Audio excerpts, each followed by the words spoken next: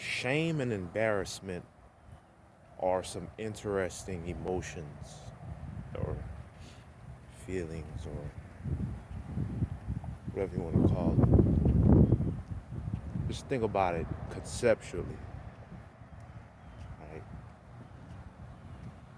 You only feel this thing around other people. So it's like when you're alone, you like this certain thing about yourself, but when you get in front of other people who admonish you and berate you, then you feel the sense of embarrassment or shame. You know, I don't, I know this may sound weird, but I don't really, I'm not really too fond of those types of emotions.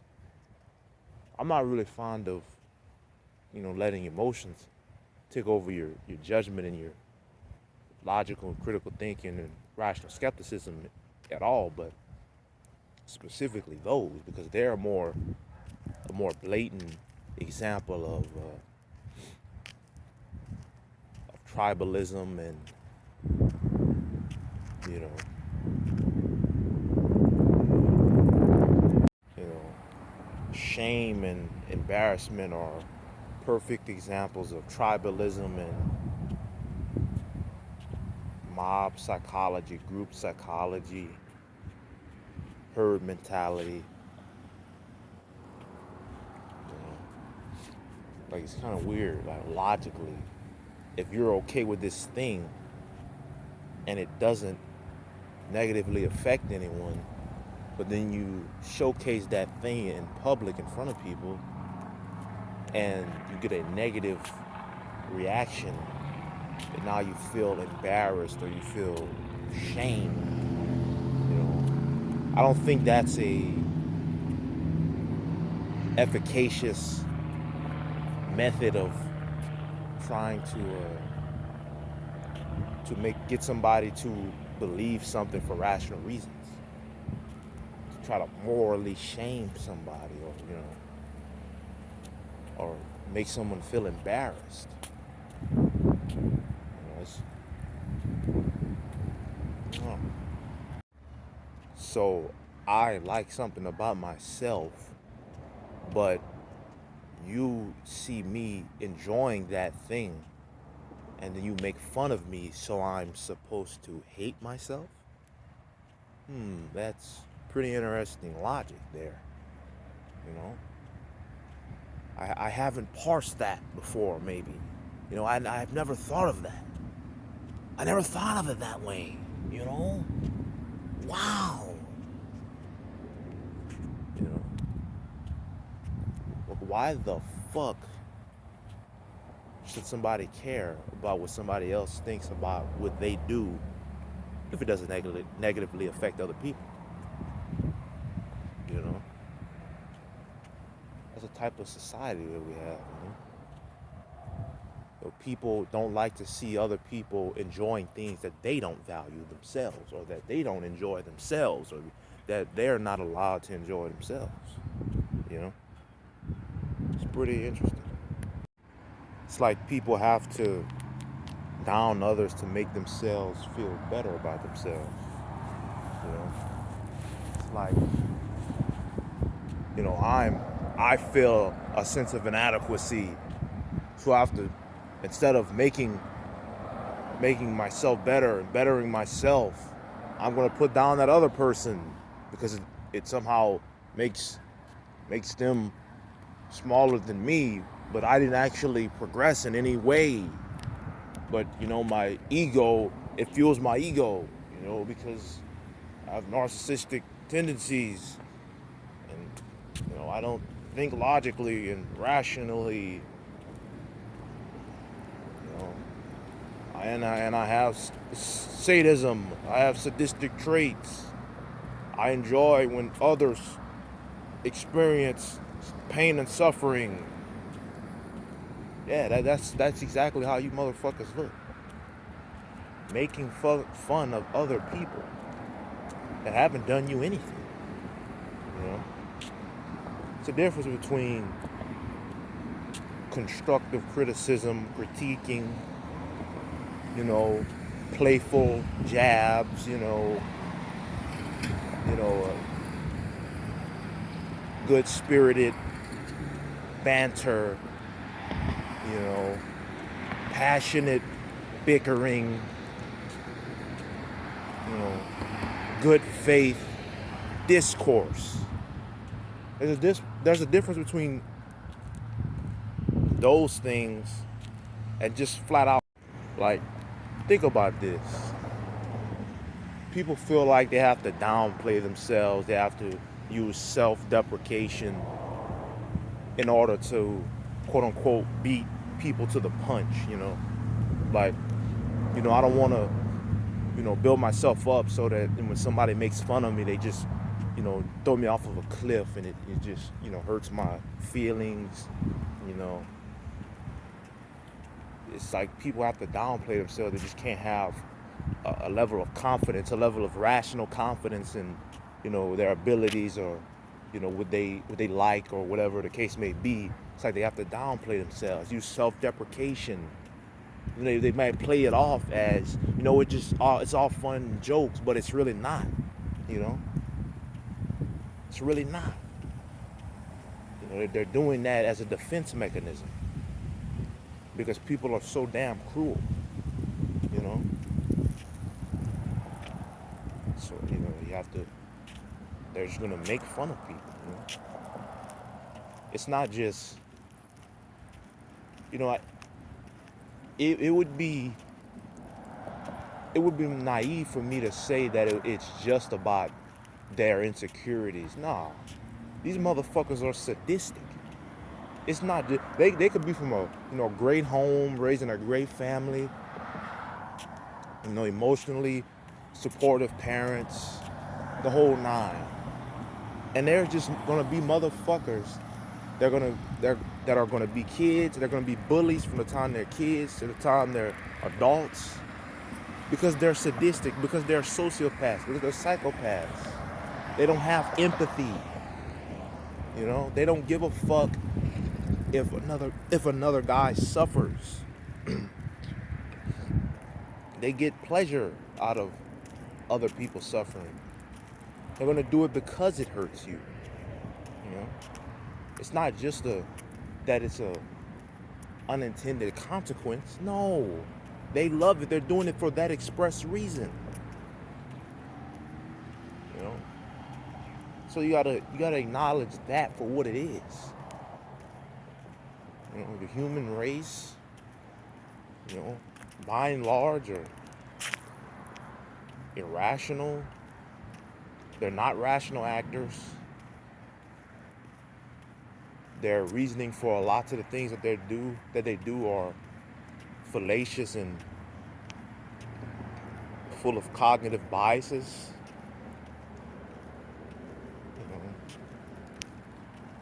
And that there's a level of sadism in there, just for good measures. I think people get overly fixated on people's uninformed opinions of them. People let their mental health get deteriorated because of some person that's not sufficiently educated on the situation. Changing others' perception of you is a fool's errand. These people may think that I'm a crack-headed rapist, but empirically,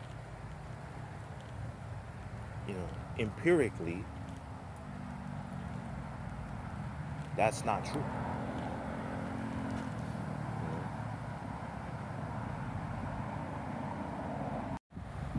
If they're assuming things about you and it's not true and it doesn't affect you, then why should you give a shit? Why should you give a fuck? you know, because they've proven that they've exhibited that they don't care about rational skepticism. They don't care about whether or not their beliefs are true, because they're asserting something that has no evidence.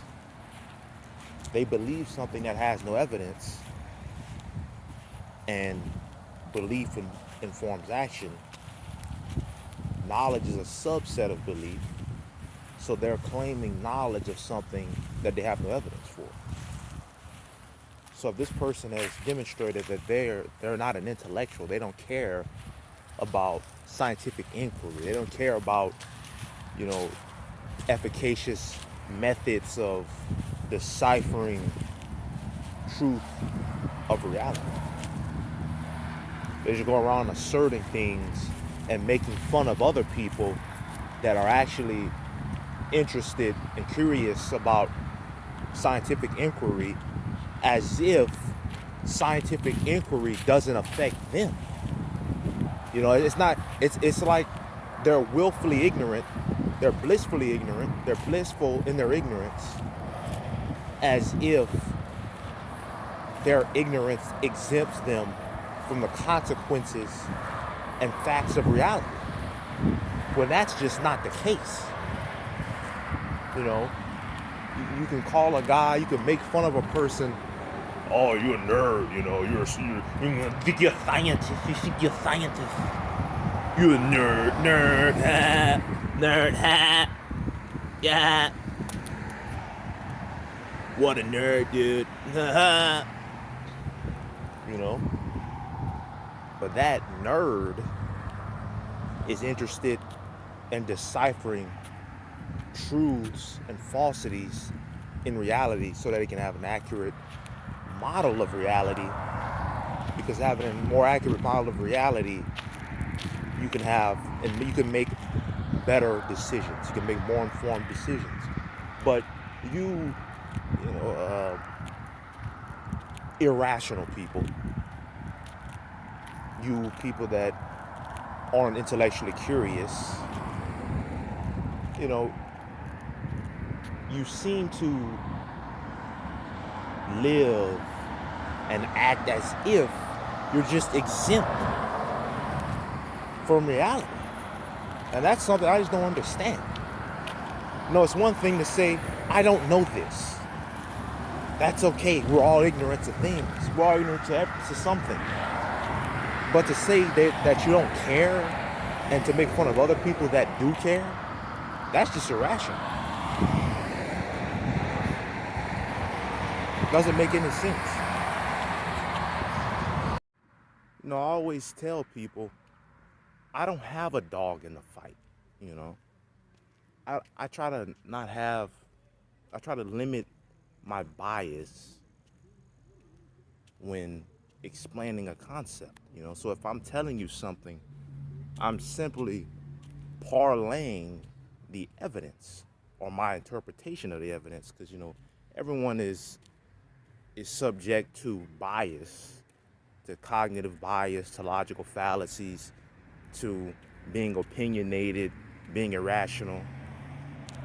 But as rational skeptics, we try to limit that process as much as possible. So it's like, you know, you see a lot of people, you know, on the internet and in real life. It's like they try to like virtue signal or insert their brand, their personal brand of irrationality into the facts. Like they think with their feelings instead of just explaining the facts, you know, facts over feelings. You know, so it's like people try to change the facts to justify their own personal desires. Like, no, just say that you want to do that thing. You don't have to change the facts. You know, you don't have to try to invent the wheel. You know, the facts are there. They are what they are. You're going to do what you're going to do for whatever that reason is. Don't try to cherry pick the data to support your conclusion.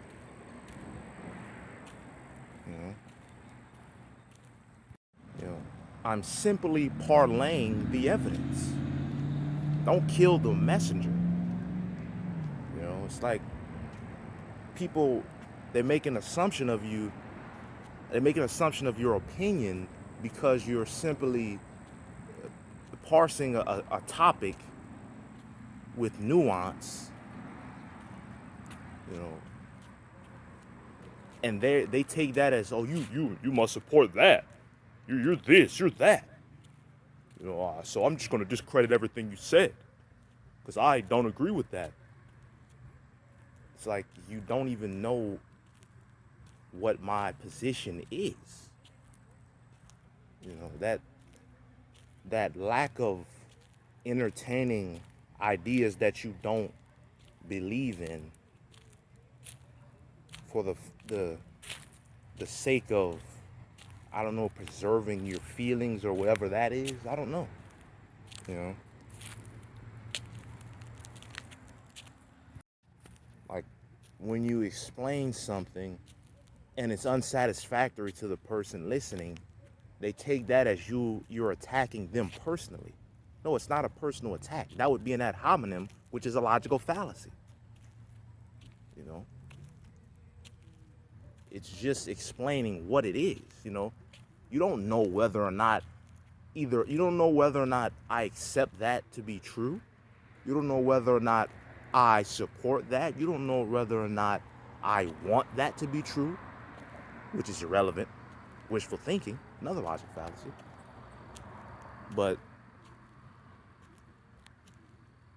you simply don't know. And to use the logical fallacies to try to discredit facts of reality, to try to discredit empirical evidence, is not rational.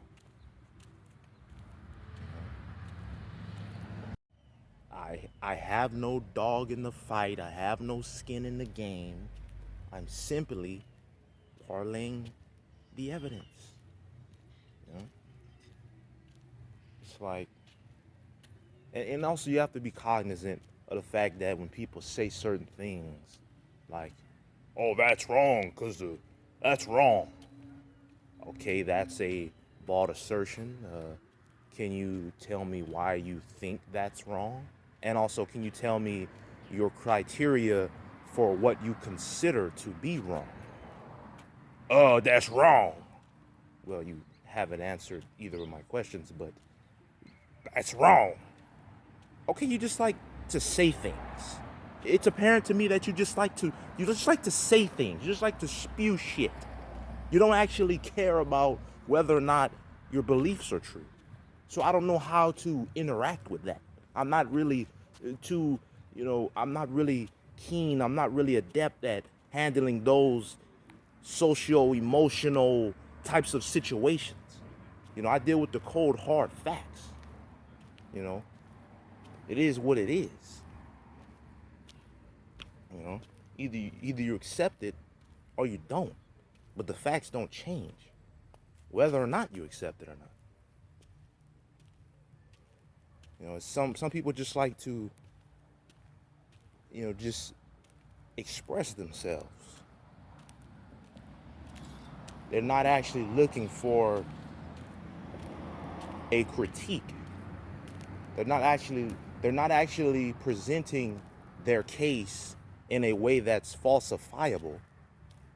Because if it's not falsifiable, then it's not worthy of experimentation. If it's not worthy of experimentation, it's not worthy of debate.